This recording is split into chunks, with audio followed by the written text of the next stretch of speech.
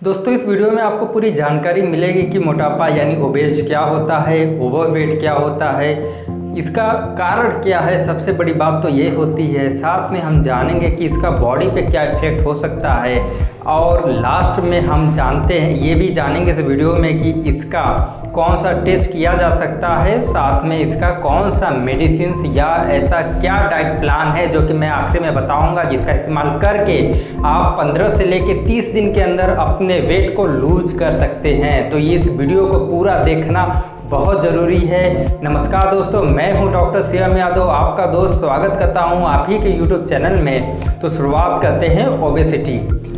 सबसे पहले समझते हैं कि ओबेसिटी होता क्या है। ओबेसिटी का सिंपल मतलब है obesity is generally caused by eating too much, यानी ज़्यादा खाना, and moving too little. Simple सा बात है कि ज़्यादा खाना, काम कम करना। फिर से मैं बताता हूँ, यानी एनर्जी ज़्यादा लेना, एनर्जी कैलोरी के फॉर्म में ज़्यादा लेना, और कम काम करना, यानी आपका जो एक्टिविटी है वो बहुत ज़्यादा लो हो चुका है।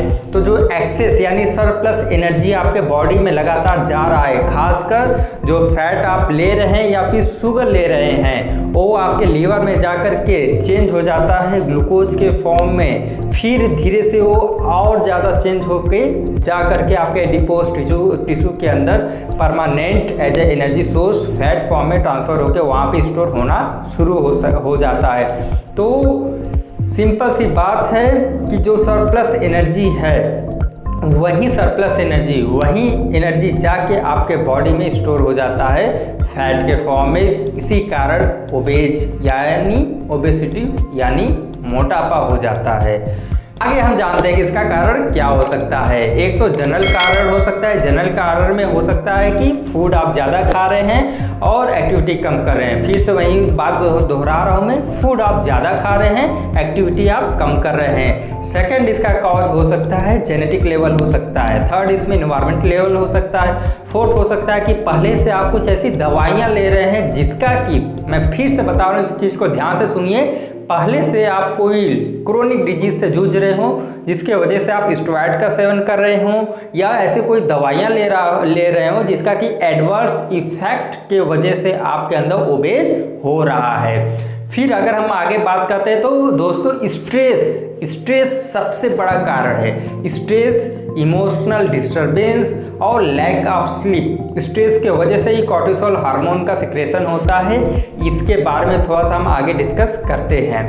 फिर अगर हम बात करते हैं कि पैथोलॉजिकल कॉजेज क्या हो सकते हैं। पहला नंबर 1 दोस्तों ध्यान से सुनिए, नंबर 1 कॉज होता है हाइपोथायरॉइडिज्म, यानी आप थायराइड के पेशेंट हो चुके हैं तो कहीं ना कहीं हाइपरथायरॉइडिज्म इसके लिए जिम्मेदार होता है। उसके वजह से भी आपके अंदर ओबेसिटी आ सकता है। दूसरा कारण अगर हम बात करते हैं तो पीसीओएस महिलाओं में पाए जाने की बीमारी है जिसको कि हम कहते हैं पॉलीसिस्टिक ओवरियन सिंड्रोम। और अगर हम आगे आते हैं तो हार्मोनल इम्बैलेंस, मैं फिर से दोहरा रहा हूँ, हार्मोनल इम्बैलेंस इसका एक और कारण हो सकता है। यानी कहीं ना कहीं प्रोजेस्टेरॉन या एस्ट्रोजन के लेवल में डिस्टर्बेंस अगर हो जाता है तो भी ओबेस हो सकता है। बात करते हैं ऑस्टियोआर्थराइटिस की दोस्तों। ऑस्टियोआर्थराइटिस इसके वजह से भी आपको समस्याएं हो सकती हैं। अगर आप आर्थराइटिस या फिर कोई भी क्रोनिक डिजीज से जूझ रहे हैं और अगर उसमें स्टेरॉइड का इस्तेमाल कर रहे हैं तो आप सावधान हो जाइए। स्टेरॉइड का साइड इफेक्ट ओबेज हो सकता है। स्टेरॉइड सबसे खतरनाक होता है, उसका इस्तेमाल आप कम करिए। मैं खुद डॉक्टर हूँ, मैं आपको बता सकता हूँ स्टेरॉइड एक इमरजेंसी मेडिसिन के रूप में लिया जा सकता है, लेकिन अगर आप उसका लगातार इस्तेमाल कर रहे हैं तो कहीं ना कहीं आप अपने सेहत के साथ खिलवाड़ कर रहे हैं। और अगर हम बात करते हैं तो अगर आपको स्ट्रेस है, एंजाइटी है, अगर आप एंटी एंजाइटी या एंटी स्ट्रेस या फिर एंटी डिप्रेसेंट मेडिसिन का इस्तेमाल कर रहे हैं दोस्तों, तो उसके वजह से भी उसके जो साइड इफ़ेक्ट होते हैं उसके वजह से भी ओबेसिटी कॉज हो जाती है। अब हम बात करते हैं कि what's is effect on the body, यानी बॉडी के ऊपर ओबेज का क्या इफेक्ट हो सकता है। नंबर 1 इफेक्ट, आप हाइपरटेंशन के पेशेंट हो जाएंगे। नंबर 1 इफेक्ट, मैं फिर से दोहरा रहा हूँ, आप हाइपरटेंशन के पेशेंट हो जाएंगे। हाइपरटेंशन के बारे में आपको अगर जानकारी पूरी नहीं है तो मैं आई बटन में उसका लिंक दे रहा हूँ, उससे आप पहले देखें कि हाइपरटेंशन क्या होता है, उसको मैनेजमेंट कैसे किया जा सकता है। सेकंड में बात कर रहा हूँ डिसलिपिडीमिया, यानी आपका लिपिड प्रोफाइल है उसमें डिस्टर्बेंस हो जाएगा। कहीं ना कहीं जो HDL होता है, VLDL है, LDL है, इसके अंदर डिस्टर्बेंस हो जाएगा। हाई डेंसिटी लिपिड होता है, वेरी लो डेंसिटी लिपिड होता है, लो डेंसिटी लिपिड होता है। और अगर लगातार आप एक्टिविटी नहीं कर रहे हैं, ओबेज होते जा रहे हैं, तो धीरे धीरे यहाँ से आपके जो आर्टरी गए हुए हैं, यानी जहाँ से आपका कार्डियक आउटपुट हो रहा है, ब्लड हार्ट आपका पंप कर रहा है और वो जा करके जो हार्ट को आर्टरी सप्लाई करती है, जिसको कोरोनरी आर्टरी कहते हैं, अगर वहाँ पे प्लॉक या कोलेस्ट्रॉल प्लॉक का फॉर्मेशन कर रहा है तो हार्ट अटैक आना 98%, मैं फिर समझा रहा हूँ। इसका पहले से कोई साइन सिम्टम हार्ट अटैक का जल्दी नहीं होता है। आपको लिपिड प्रोफाइल टेस्ट हमेशा, अगर अभी मैं आगे भी बात करूँगा कि इसमें कौन सा टेस्ट करवाना बहुत ज़रूरी होता है। अगर आप ओबेज हैं तो हार्ट अटैक होने की संभावनाएं आपको बढ़ जाती है। साथ में अगर ब्रेन, जिसमें कि आर्टरी अगर जाता है, सर्कल ऑफ विलिस होता है, उससे ही पूरे ब्रेन में ब्लड सप्लाई होता है। कहीं भी अगर आपके थक्का जम गया, यानी क्लॉट या फिर क्लॉट का फॉर्मेशन हो गया या प्लॉक अगर बन गया है, तो कहीं ना कहीं आपको स्ट्रोक होने की संभावनाएं भी बढ़ जाती हैं। तो दोस्तों, अब हम बात करते हैं इसमें साथ में कुछ और भी डिजीज है, जैसे गॉल ब्लैडर बीमारी हो सकता है, स्टोन का फॉर्मेशन भी हो सकता है, और भी कुछ और बीमारियां होती हैं जिसके बारे में हम डिटेल में अभी यहाँ पे बात नहीं करेंगे क्योंकि वीडियो थोड़ा लंबा हो जाएगा। तो अब आगे हम चलते हैं, आगे हम बात करते हैं कि व्हाट्स इज टेस्ट, यानी इसका हम लोग क्या क्या टेस्ट कर सकते हैं, यानी जो पेशेंट ओबेज है उसमें कौन कौन सा टेस्ट करना चाहिए। देखिए, जो भी आप शुगर लेते हैं, कार्बोहाइड्रेट लेते हैं, फैट लेते हैं, 3 चीज़ मेन होता है। शुगर होता है, ठीक, कार्बोहाइड्रेट होता है और फैट होता है। ये जाता है आपके स्टमक से होते हुए छोटी आंत में, छोटी आंत से सीधे खून का सप्लाई आपके हृदय यानी हार्ट में नहीं होता है। वो खून बाई पोर्टा हेपाटिस, यानी इसको कहते हैं पोर्टा हेपाटिस, उसके माध्यम से आपके लीवर में जाता है। 80% लीवर में जाता है। लीवर में जाकर के वहाँ पे ग्लूकोनियोजेनेसिस, ग्लूकोजिनोलाइसिस, ढेर सारे ऐसे प्रोसेस होते हैं। वहाँ से ही फैटी, यानी लीवर अगर फैटी भी हो जाता है अगर आप अल्कोहल का इस्तेमाल कर रहे हैं, और जो भी फॉर्मेशन मेन करता है वो सब लीवर करता है। तो इसलिए पहला जांच LFT, मैं फिर से दोहरा रहा हूँ, पहला जांच LFT, लीवर फंक्शन टेस्ट। दूसरा जांच है थायराइड का। जी हाँ दोस्तों, थायराइड का है। यहाँ पे आपको सिंपल सा आपको थायराइड प्रोफाइल टेस्ट कराना है। थर्ड जो जांच इंपॉर्टेंट होता है आपके ब्लड का। दोस्तों, ब्लड के अंदर ग्लूकोज का लेवल कितना है, क्या आप डायबिटीज टाइप 2 के वजह से भी ओबेज हो चुके हैं, ये भी हमको जांच करना जरूरी होता है। बात करते हैं आगे, तो लिपिड प्रोफाइल टेस्ट की भी जांच जरूरी होती है। तो ये कुछ प्रमुख जांचें हैं जो कि आपको कम से कम साल में 1 बार या फिर साल में 2 बार तो करवाना मस्ट होता है, जरूरी होता है, अगर आप मोटापा के डिजीज से या फिर ओबेस या फिर ओवरवेट से जूझ रहे हैं। तो अब हम आगे बात करते हैं कि BMI क्या होता है, BMI कितने टाइप्स के होते हैं, BMI कैसे कैलकुलेट किया जाता है। दोस्तों, आप घर पे भी बैठ करके BMI कैलकुलेट करके ये मालूम कर सकते हैं कि आप ओबेज हैं, अंडरवेट हैं, ओवरवेट हैं या फिर नॉर्मल हैं। ये मैं आपको आगे बताने वाला हूं, तो इस वीडियो को कट मत करिए, इसे पूरा देखिए। दोस्तों, BMI क्या होता है, सिंपल सा बात है। BMI मतलब बॉडी मास इंडेक्स। मैं फिर से बता रहा हूं, BMI मतलब बॉडी मास इंडेक्स, यानी जो आपका बॉडी है उसका मास साथ में आपका जो हाइट है वो मीटर स्क्वायर में होना चाहिए।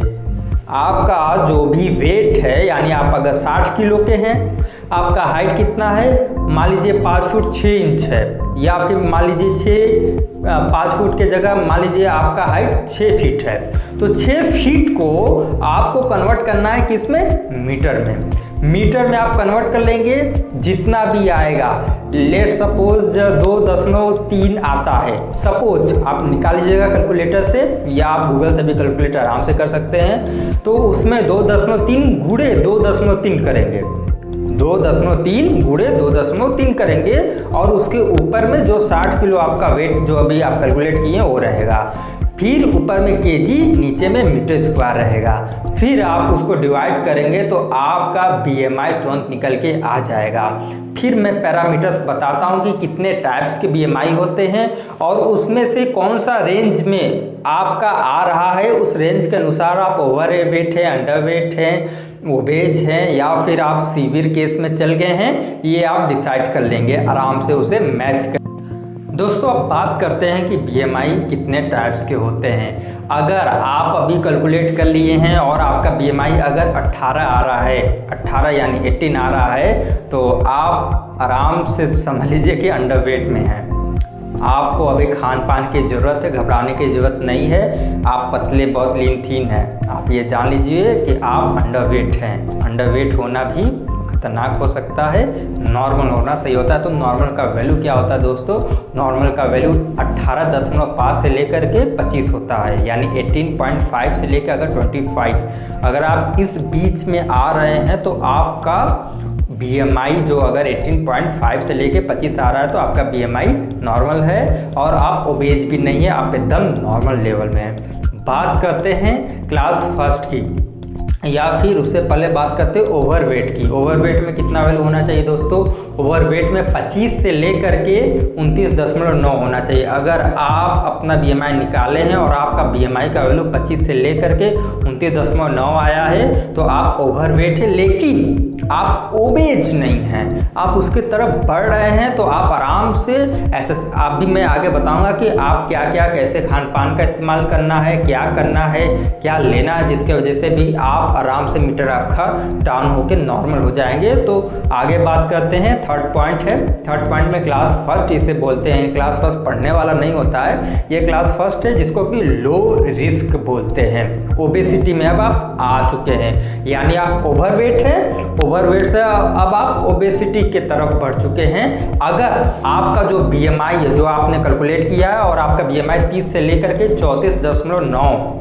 यानी 30 से लेकर के 34.9 में अगर आपका बीएमआई लाइक कर रहा है, उसके बीच में आ रहा है, तो आप क्लास फर्स्ट में आ गए हैं, आप ओबेसिटी की तरफ बढ़ रहे हैं। बात करते हैं क्लास 2 की दोस्तों, तो ये होता है मॉडरेट रिस्क होता है। यहाँ से रिस्क फैक्टर हार्ट अटैक का, स्ट्रोक का बहुत ज़्यादा रिस्क फैक्टर बढ़ना शुरू हो जाता है। तो मैं आखिर में तो आपको बताने ही वाला हूँ क्या आप सेवन करेंगे कि जिससे ये रिस्क फैक्टर भी कम हो जाए।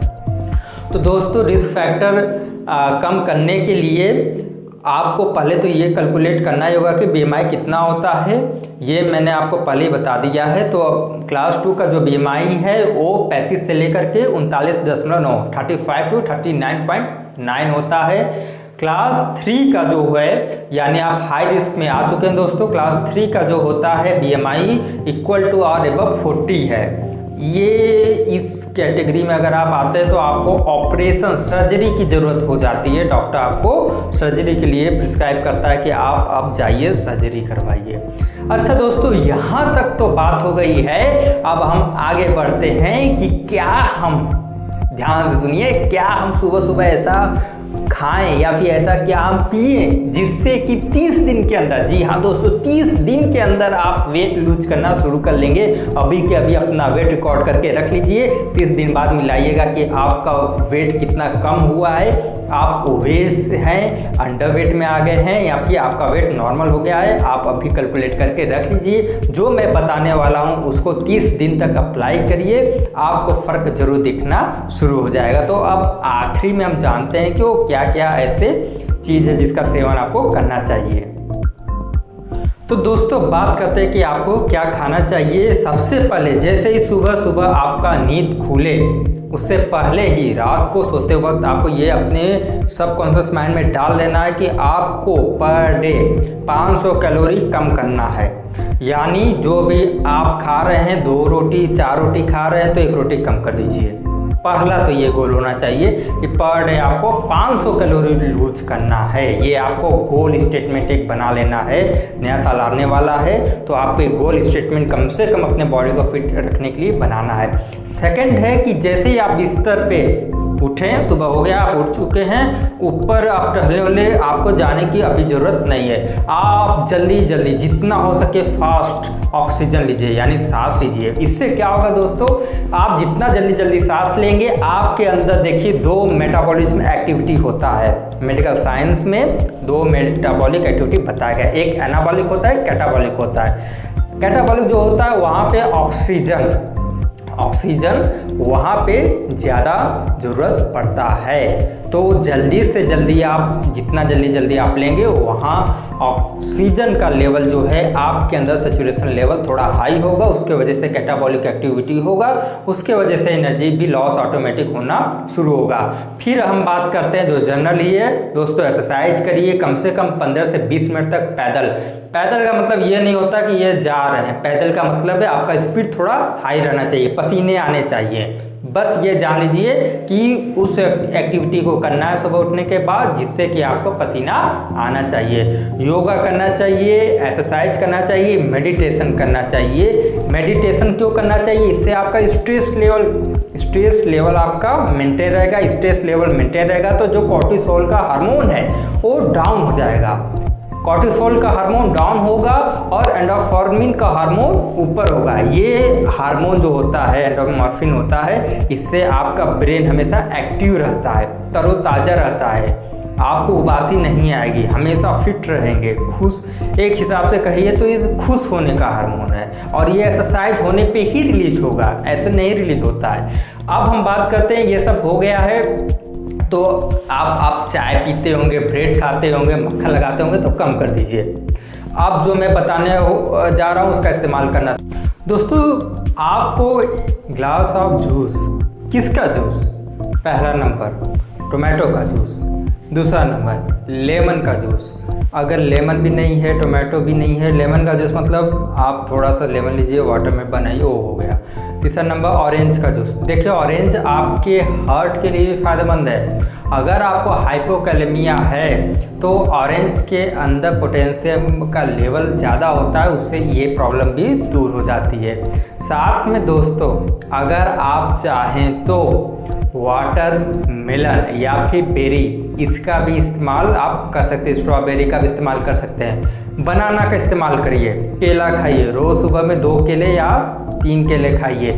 बहुत लोगों के अंदर भ्रांति है कि केला के वजह से आप ओवरवेट होते हैं या ओबेज होते हैं, ऐसा कुछ नहीं है। केला में मैग्नीशियम पाया जाता है, आपके हड्डी के लिए भी बहुत अच्छा है, फायदेमंद है, तो केला का आप इस्तेमाल कर सकते हैं। अगर हम बात करते हैं कि आपको क्या राइस लेना चाहिए या फिर चपाती लेना चाहिए, तो आप राइस का अभी कोई ऐसा डायरेक्ट रिलेशनशिप नहीं देखा गया कि राइस के सेवन से कहीं फैट का अक्यूमुलेशन ज़्यादा हो रहा है या फिर ओबेसिटी हो रहा है, ऐसा अभी तक कोई रिसर्च में सामने नहीं आया है। साथ में आप दही का इस्तेमाल जितना हो सके, छाछ का इस्तेमाल हो सके, ये इसका इस्तेमाल करें।